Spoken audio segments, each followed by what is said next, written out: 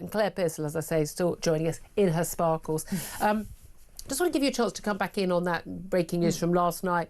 Across a lot of the media today, these dozens of people killed as Pakistan and India have exchanged fire in disputed Kashmir, but Pakistan actually going into Indian territory, not just disputed Indian-controlled Kashmiri territory. Yeah. It's a very complicated story. We've just had, I think, a fantastic explanation from Professor Anthony Gleeson of what is going on here. There's no doubt these two countries, there is no love lost. You've got the territorial disputes. You have got the religious aspect to this. But there is a real concern, not only that this could spill over into a hot war, a real war, indeed a nuclear war, they're both nuclear powers, but also, as he touched on as well, and you and I touched on earlier, the concern that this could become an issue back at home on British streets. Yeah, and I think that's what's concerning the majority of people now, is what are the implications for the United Kingdom. And this comes with the news recently that a Pakistani national was deported for threatening to blow up Blue Water shopping centre and the Ministry of Sound nightclub in London. I'm just surprised that anyone has been deported. That just blew my mind. Are you sure that's true? Last year. I won't give you the dates on that. Last year. So you know that there are pockets over here of people involved in terrorism. More than pockets. I'm sorry, there's more than pockets. Yeah, more than pockets. All right, there are a large number of people in this country wanting to do us ill. So I think that there are concerns that this is going to spill out onto the street, and how far that goes and how much it's going to blow up. My issue, again, we think about the crackdown on Southport rioters and even people who just wrote posts and things. I'd love to see what the crackdown again. But I think we're going to have two-tier policing and two-tier justice again. We've got 1.9 million people of Indian heritage in this country, 965,000 people born in India. 3% of the population of this country is Indian, and about a million people in this country from Pakistan as well. There's a lot of people. We've got a lot of people concentrated in particular towns and cities, particular neighbours, again, because people aren't being diverse and integrating. We've got people just living often in quite parallel lives to the established British communities. Anyone who gets involved in this, who is not a born and bred British national, I say bye-bye to. I genuinely, you want to come here and act out an internecine bit of warfare from where you are from? Bye-bye, you are not welcome here. Bye-bye. Literally, bye-bye. We literally take you to the airport as soon as you're convicted. Bye-bye. And there'll be a lot of people using this as a perfect excuse to stoke up even more trouble in their community. We've imported way too much of this stuff already, in my view. Absolutely, and they're going to use it as an excuse to fire it up. So if they're going to be so adamant they want to fight the cause for whichever country they belong to, then they should go back. It's quite as simple as that. Absolutely. But returns to both India and Pakistan are very, very difficult because both governments don't wish to take those people back home. Yeah, very interesting. Well, look, let's talk about the biggest topic of the day. Until that, obviously, was this big trade deal. I mean, should be held as a great, absolutely fantastic achievement after 3 years negotiations started under the Tories. Post-Brexit, by the way, Keir Starmer, I know you don't like it, but the EU doesn't do deals very easily. This is one of the biggest deals India has ever done. To get a trade deal with a country that is the 4th biggest economy in the world, rapidly, because thanks to net zero, going to be overtaking Germany as the 3rd biggest economy in the world. A population of 1.46 billion people. There's a huge market there. Get a very, very protectionist country. Got a lot of tariffs. I said 175% earlier. It was wrong. 150% tariffs on things like whiskey. Scotch Whisky Association say, look, this is a game changer for them. Those tariffs are going to go down to 75%, then down to 40% over a few-year period. That's going to be massive. They say huge extra export possibilities, more jobs here in Britain. We're going to see cutting of tariffs, and we've got much lower tariffs on Indian goods coming over, manufacturing. That will mean cheaper goods for us, not undercutting our own industries. We can't compete already with China and India and Bangladesh on cheap clothing. That's just not an option with the wages that they pay and the standards of the factories and things.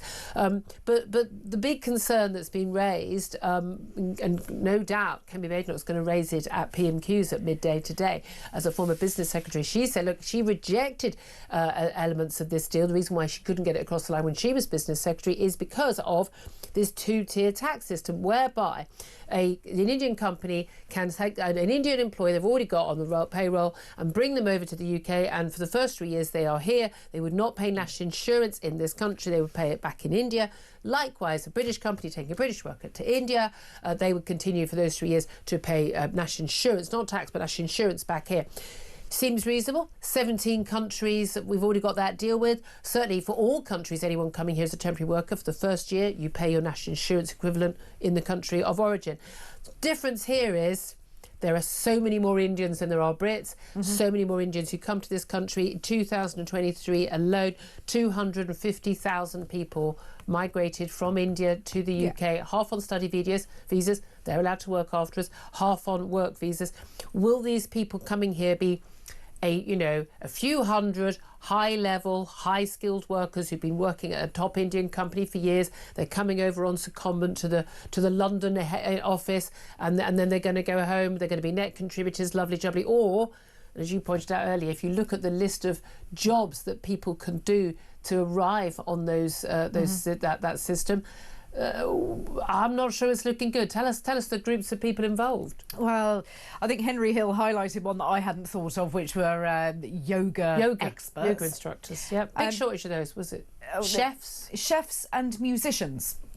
Because the economy is going to fall apart otherwise. We need chefs, musicians and yoga instructors. I mean, basically that is the future of our economy. That's the Islington crowd taking care of, isn't it? But basically these are not going to be necessarily highly skilled people. No. And the question is also, how long have they worked for that Indian company? Because you could just hire someone and a week later ship them over, and then they're a cheap worker compared to Brits. They are. And also I've been looking into a little bit more of the details surrounding visa conditions, and what I cannot see is whether they are going to be allowed to bring dependents.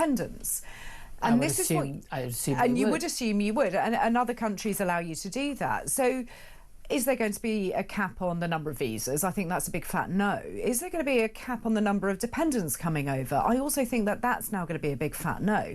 And also another interesting part of it, in 2022, Indian nationals paying national insurance in the United Kingdom, the total was £500 million. That was how much they were bringing in. So if you're going to lose that, it coincidentally is the same amount that the farming tax is going to bring in. So I think that farmers are now paying for Indian workers. Yeah, and again, I can understand if it was just temporary, but 3 years doesn't feel that temporary to me. It's quite a long time. That feels like quite a permanent job.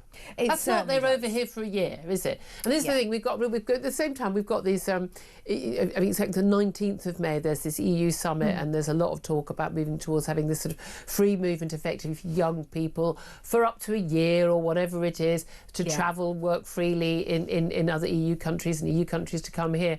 And again, with all these, is it just going to be a year? Is there going to be a cap on numbers? And how these things have a habit of just getting bigger and bigger.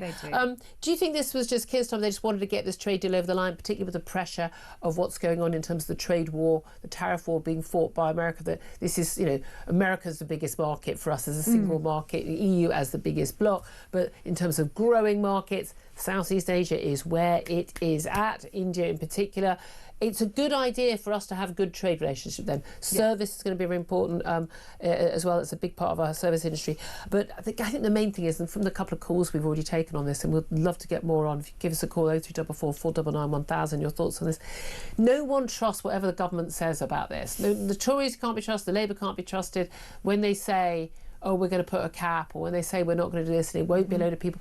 They've lied about everything from opening up to Eastern Europe onwards. Every single thing that every government has said about what they're going to do and what the risks are and the benefits are from immigration has been a lie. I mean, every single thing, it's been untrue. Yeah, it's one of those things that it's so elastic, it's ridiculous, but it's loose elastic. It never goes back the other way. No. So you stretch it out and you stretch it out, you accrue more people into it. And I don't think that you can blame anybody for saying no one's going to do this. The one thing I do have to give the Conservatives credit for is the trade deal was pretty much ready to go. Yeah. It was only that we didn't want the visa conditions we weren't going to accept and the national insurance category cutouts we weren't going to accept either. So it was already there. So I do think that Kemi Badenoch needs a little bit of credit for that. And Liz now Truss was the one, as International Trade Secretary under Boris Johnson. She got the ball rolling on an awful lot of these deals. Bear in mind, you couldn't do these deals if we were still in the EU. Precisely. You're welcome. We know that. You're welcome. But again, I never understood this holiday. We're going to take back control. We're going to limit people being able to come from cheap labour from Eastern Europe, which is basically... We don't have an issue with, highly skilled bankers coming here and spending a load of money here from France and Germany. Great, come on in, the water's lovely. It was people coming over and living 10 in a house from Romania and Poland was the issue. Now, many people have settled here, made lives here, and actually, completely and utterly, assimilated and key parts of many of our communities completely. But no one thought when we closed down that route from you, I know what a good idea is. Let's import a load of people from the Indian subcontinent, which is what we actually did to replace those people. Because cheap labour is what business wants, and business are the people who give the money to political parties. That's what happens. Exactly, and that you can see that is going to encourage a government to look at what is your bottom line, how are you going to increase the productivity of this country? Oh, well, let's just import it because we can do that really quickly. That's what they do, and of course we're all supposed to benefit. Of course we don't. GDP per capita doesn't might appear sometimes to go up, but actually it's just being shared out. It's and again, a few people at the very rich people completely distort those numbers. Let's talk about something completely different. We're going to be talking a bit later about Madeleine McCann and the evidence. There's 8 pieces of disturbing evidence against Christian B. But let's talk about criminals here. A new law basically being introduced, basically providing for something that Rishi Sunak said he would do, among the many things he didn't get round to before his snap election that he didn't need to call. But Labour are going ahead with it. They'll get Tory support for this. But more jail time for criminals who refuse to attend their sentencing hearings. Found guilty, you're going to be sentenced. You're already a guilty man or woman. You're going to basically face up to 2 years more behind bars, or losing, because if you're on a long sentence, you're not going to be deterred by that because you're serving 40 years. What's 42 years? And anyway, you only serve half it. Who are we kidding? You're going to basically lose a load of privileges behind bars. We were saying earlier, I don't think that's enough. If you refuse to attend your sentencing hearing, I don't think you get an option. You don't get an option about whether you go into your cell or not. So, or whether you get searched when you go into prison. You don't get a choice. You're a guilty man at this point. You will go to court. You will hear the sentencing remarks by the judge. You will hear the victim impact statements. You will have to face people. I don't care if we have to drag you kicking and screaming, if we have to put a gag on you and we have to tie you up and have 10 officers holding you down. You are going to be in court when you are sentenced. End of. Since when did we give people the right to say, actually, I'm not going to go up and listen to it? You are convicted. Your liberty is being taken away from you. But don't worry. You're bloody well told. Exactly. We don't want to hurt your feelings. You don't have to go in. Tough luck. I would also do the same. I'd have it soundproofed, piped in so they can hear every single word. We'll just have a special court that's got that. We'll just ship you to that court. Exactly. You can scream as much as you want. In the court, no one can hear you scream. I don't care. There you go. Why do we give these You can just stand there and scream the whole way through the court thing. Even if I was, it was a member of my family who'd been murdered by you, I'd just stand there and watch you. Fine. Exactly, but I think that people need to see justice being done. Absolutely. And if you're allowed to hide in the cells, no, it's not on. Well, again, there was a case of the crossbow murderer, and he'd killed 3 women, mother and 2 daughters. His daughter being one of his ex-girlfriend. He then used the crossbow on himself and had basically become paralysed. He was in a wheelchair, and the judge said, look, he didn't want to drag him, a man, unedifying to have a man in a wheelchair being taken to court. I don't care. Self-inflicted wound. I don't care. I'd have dragged him out of the chair myself. I don't know why people... let's face it, what's the term? Pussyfoot around this stuff. We have got to get to grips. I think it tells you everything that's wrong with our justice system and the political system. They just don't get this stuff. You're in court, nothing to discuss, end of. Let me also just talk about things you can refuse to do, though, and that's to take training on net zero policies and on diversity, equity and inclusion. Newly elected reform councillors, 677 of them around the country, have been obviously told, you have to do your training on how to be green and also how not to be a racist and to be inclusive of trans people. I think they do actually all speak like that, those people. And there's very large women with brooches and stuff. You know what they all look like. You know what they all look like. And we've got them all. We've all had them. We've all come across them. And basically, across the country, and Nigel Farage has said, no. we're not taking training. I'm all for this. The MPs, the from MPs, have refused to do that parliamentary training on how not to sexually harass your staff. I mean, how's that worked out so well for all the other MPs so far? Yeah. I'm always amazed at students, male students turning up at, I think it was at Cambridge University, a lot of other universities as well, having to go to enforced, basically, don't rape women courses. Yes. As if men need to be told that. I mean, it's so outrageous and patronising, isn't it? I was very disappointed that in all my years sitting on a council, I was never offered training in net zero. So all the people who needed it as well. I couldn't have refused it. You know, I wanted the option to be able to refuse it, and I couldn't. Look, if they don't want to go, they don't have to go. You've got to run a council. You need to understand what time you have to turn up for committee meetings, when full council is, how to get around the council chamber and where your seat is. Those are the important things. And then you look at the statutory duties and your of a council. expenses forms. I never had any. It was very Good girl, dull. that's what we like to hear. Very, very dull. Yep. I didn't earn very much on it. But those kind of things I think are really important. I think this is all window dressing, and there's not many councils that enforce councillors to go on it. Well, I just find it also, and again, in buildings, I just think if you have to tell people not to be racist or sexist or homophobic or transphobic, maybe you shouldn't have had that person in the first place. Yeah. It's like people who've like, I'm going to have a nanny cam, I'm going to hire someone to look after my child in my home when I'm not there. You don't trust them. And I'm going to have a camera on them because I don't trust them. Don't have that person look after your child. Exactly. These things don't make sense.